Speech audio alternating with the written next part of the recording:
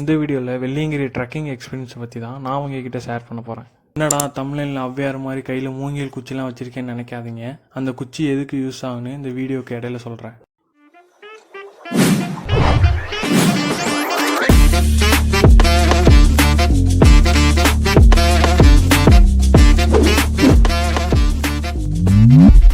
இந்த மூங்கில் குச்சிலாம் எங்கே கிடைக்குன்னு கேட்டிங்கன்னா, கோயில் அடிவாரத்துலேயே மூங்கில் செய்து தரப்படும் அப்படின்னு பேனர் போட்டிருக்கோம். அதுக்குள்ளே போயிட்டு 30 ரூபா கொடுத்து இந்த குச்சியை வாங்கிக்கோங்க. இதுக்கு பே பண்ணணும்னா நம்ம பே பண்ணி தான் வாங்குற மாதிரி இருக்கும். ஏன்னா அவங்களே ஓனாகவே அங்கே செஞ்சு தராங்க. நம்ம குச்சிலாம் வாங்கின பின்னாடி வாட்ரு பாட்டிலு, ஸ்நாக்ஸ் இதெல்லாம் மலைக்கீழே வாங்கிட்டு போயிருங்க. முடிஞ்ச அளவுக்கு வாட்ரு பாட்டிலாம் 5 லிட்டர் கேனாக எடுத்துக்கோங்க. ஏன்னா நம்ம மலையேற போகிறனால அதிகமாக தண்ணி தாவம் எடுத்து நம்ம மலையேறதுக்கான குச்சி, ஸ்நாக்ஸ் எல்லாமே வாங்கியாச்சு. மலையேறதுக்கு முன்னாடி செக்கிங் பண்ணுவாங்க. செக்கிங் எதுக்குன்னா, பிளாஸ்டிக் பொருள் எதுவும் மேலே கொண்டு போகிறோமா அப்படின்றக்காண்டி. மேலே வந்து பிளாஸ்டிக் பொருள் அலோடு கிடையாது. அனிமல்ஸ்லாம் இருக்கனால அலோவ் பண்ண மாட்டாங்க. நீங்கள் ஃப்ரூட்ஸு அப்படி இல்லைன்னா பிளாஸ்டிக்கில் ஏதாவது வாங்கிட்டு போனீங்கன்னா கீழேயே அவங்க நியூஸ் பேப்பர் கொடுப்பாங்க. அந்த நியூஸ் பேப்பரில் ரேப் பண்ணி தான் நம்ம கொண்டு போனோம். வாட்ரு பாட்டிலில் வந்து 20 ரூபா டோக்கன் ஸ்டிக்கர் ஒட்டுவாங்க. அந்த டோக்கன் ஸ்டிக்கர் எதுக்கு அப்படின்னா, நீங்கள் ஒரு வேளை அந்த வாட்ரு பாட்டிலில் மேலே போடாமல் கீழே கொண்டு வந்துட்டிங்கன்னா நீங்கள் கொடுத்த 20 ரூபாயை மறுபடியும் நீங்களே ரிட்டன் வாங்கிக்கலாம். ஒரு வேளை நீங்கள் ரிட்டன் கொண்டு வரல, மேலேயே போட்டீங்க அப்படின்னா நீங்கள் மறந்தாப்புல கொண்டு போனாலும் அந்த 20 ரூபா அவங்கள்ட்டே போயிடும். இது ஒரு சின்ன ஃபைன் மாதிரி தான். ஏன்னா பிளாஸ்டிக் வந்து மேலே போடக்கூடாதுன்ற ஒரு காரணத்துக்காக. நாங்கள் மலையேற ஸ்டார்ட் பண்ணியாச்சு. நாங்கள் மலையேறது நைட்டுங்கிறனால வீடியோஸ் எதுவும் தெளிவாக எடுக்க முடியல. நான் இறங்கும் போது வீடியோஸ் காட்டுறேன். அதுக்கு முன்னாடி மலையேறும் போது நைட்டாக இருந்தாலும் சரி, இறங்கும் போது நைட்டாக இருந்தாலும் சரி, டார்ச் லைட்டு மெயினாக எடுத்துக்கோங்க. அதுக்கப்புறம் ஃப்ரூட்ஸ்லாம் வந்துட்டு ஆரஞ்சு, திராட்சை இந்த ரெண்டையும் மெயினாக எடுத்துக்கோங்க. ஏன்னா இது தண்ணி தாவத்துக்கு ரொம்பவுமே ஹெல்ப்ஃபுல்லாக இருக்கும். நாங்களுமே போகும்போது இதை தான் எடுத்துகிட்டு போவோம். அதனால் என்னோடய பர்சனல் ஒப்பீனியனாக நான் இந்த ரெண்டையுமே சொல்கிறேன். அதனால் மறக்காமல் இதை எடுத்துகிட்டு போங்க. உங்களுக்குமே ரொம்ப ஹெல்ப்ஃபுல்லாக இருக்கும். ஒரு வேளை 7th மணிக்கு ரீச் பண்ணிட்டோம். ரீச் ஆன டைம் பார்த்திங்கன்னா 3 o'clock ஆயிடுச்சு. இந்த டைமில் வந்து பார்த்திங்கன்னா ஃபுல்லாக பனி, சரியான பனி. பக்கத்தில் போகிறவங்க யாரும் கூட எங்களுக்கு தெரில. அந்தளவுக்கு பனி கண்ணை மறைச்சிடுச்சு. மறக்காமல் இங்கே வரும்போது பெட்ஷீட் இல்லாமல் வந்துடாதீங்க. ஏன்னா பெட்ஷீட்டு தான் ரொம்ப முக்கியம். குளிர்லாம் தாங்கவே முடியாது. எனக்கெல்லாம் கையெல்லாம் விரைச்சி அப்படியே நடுங்கிட்டு இருந்தேன் ஃபுல்லாக. அதுக்கப்புறமா சரி ஒரு வேளை தூங்கிடலாங்கிட்ட அது பாறையை பார்த்து அப்படின்ட்டு நல்லா பார்த்து நானும் என் ஃப்ரெண்டு முண்டிட்டு நல்லா தூங்கிட்டோம். சரி ஒரு 3 மணி நேரம் தூங்கலாம் அப்படின்னு முழிக்கும் போது மணி 6, 6:30 ஆயிடுச்சு.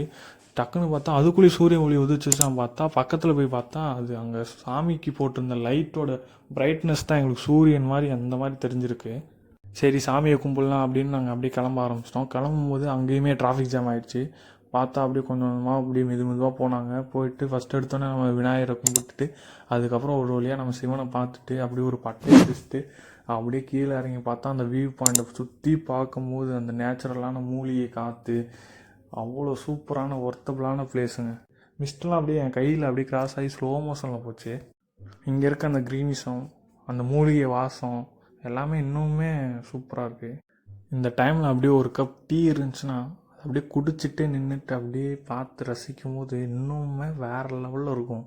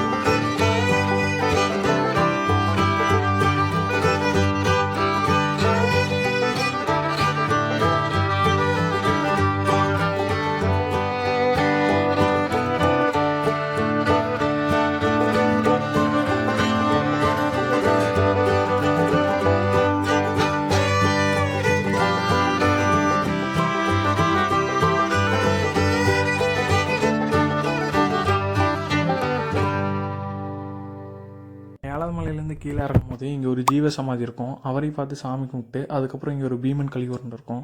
இப்போ நான் சொல்கிற எல்லாத்துக்குமே ஒவ்வொரு ஸ்டோரிஸ்லாம் இருக்குது. அது வந்து எனக்கு கரெக்டாக தெரில.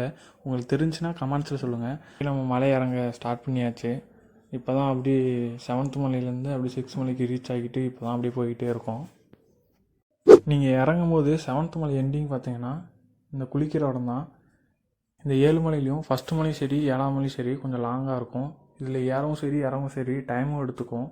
எதுக்கு இடையில இருக்க மலை எல்லாமே கொஞ்சம் டக்குனுமே முடிஞ்சிடும். இந்த 6, 5, 4, 3, 2 இதெல்லாமே டக்குனுமே ஏறிடலாம் இறங்கிடலாம். அதுக்கப்புறம் பார்த்தீங்கன்னா ஏறுறதுக்கு ஒரு 7 மணி நேரம், இறங்க ஒரு 7 மணி நேரம், 14 மணி நேரம், அங்கே போய் ஒரு ரெஸ்ட்டு ஒரு 3 மணி நேரம், ஏறி இறங்குறதே ஒரு 17 மணி நேரத்தில் முடிச்சிடலாம். அது ஒவ்வொருத்தவங்க ஸ்பீடை பொறுத்து. நான் சொல்கிறது வந்து ஆவரேஜாக நான் சொல்கிறேன். ஏன்னா நாங்கள் போகும்போதுமே 7 மணி நேரம் போனோம், அங்கே ஒரு 3 மணி நேரம் ரெஸ்ட்டு போட்டோம். அதுக்கப்புறம் இறங்கும்போது ஒரு 7 மணி நேரத்தில் கரெக்டாக இறங்கிட்டோம். ஒரு வழியாக நம்ம 6வது மலை இறங்கி முடித்து 5வது மலை ஸ்டார்ட் பண்ணியாச்சு.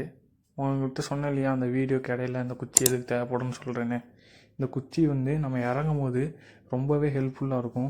ஏன்னா நம்ம கால் வந்து நம்ம கண்ட்ரோலே இருக்காது.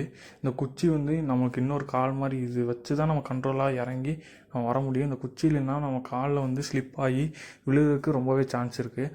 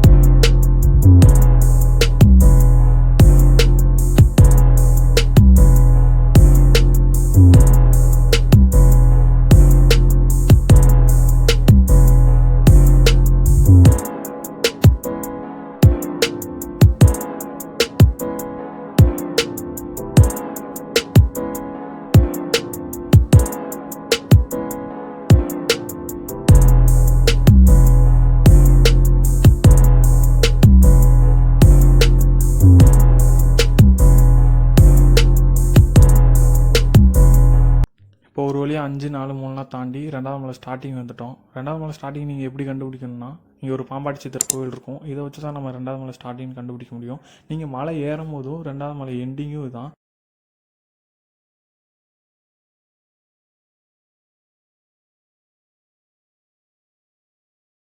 இதுக்கு இன்னொரு பேர் என்ன சொல்லுவாங்கன்னா வழுக்கு பாறைன்னு சொல்லுவாங்க. வழுக்கு பாறை ஏன்னு சொல்கிறாங்கன்னா இங்கே எல்லாம் பாறை எல்லாமே அப்படியே வழுக்கிற மாதிரியே இருக்கும். இதனால தான் வழுக்கு பாறைன்னு பேர் வந்துச்சாடா அப்படின்னு நீங்கள் கேட்டிங்கன்னா எனக்கு கரெக்டாக தெரில. உங்களுக்கு தெரிஞ்சுன்னா கமெண்ட்ஸில் சொல்லுங்கள். நீங்களே பாருங்கள் அந்த பாறையெல்லாம் எப்படி இருக்குன்னு. இந்த பாறை எல்லாமே அப்படியே பார்த்தாலே கால் வச்சாலே லைட்டாக ஸ்லிப் ஆகிற மாதிரி ஒரு மாதிரி தான் இருக்குது. அந்த மாதிரி தான் இருக்குது. இந்த பாறையிலையுமே ஸ்டெப்ஸ்லாம் எப்படி செதுக்கியிருக்காங்கன்னு நீங்களே பாருங்கள்.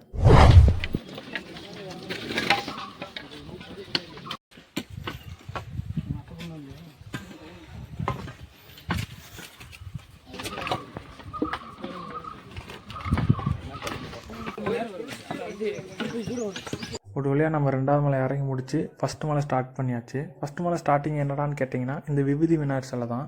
இந்த விபூதி விநாயகர் சிலை தான் நீங்கள் மலை ஏறும்போது கம்ப்ளீட்கான அடையாளமும் இந்த விபூதி விநாயகர் சிலை தான். ஒரு வழியாக சாமியை கும்பிட்டு பொறுமையாக மலை இறங்க ஆரம்பித்தாச்சு. உண்மையிலே என்னால் நடக்கவே முடியல. ரொம்ப காலெலாம் ரொம்ப பெயின் ஆகிடுச்சு. இந்த குச்சியை வச்சு தான் அட்ஜஸ்ட் பண்ணி தான் நான் இறங்கிட்டுருக்கேன். உண்மையிலே இந்த குச்சி ரொம்ப ஹெல்ப்ஃபுல்லாக இருக்குது. இந்த குச்சிலாம் மட்டும் மலை ஏறிடாதீங்க, ஏன்னா உங்களுக்கு ரொம்ப கஷ்டமாயிரும்.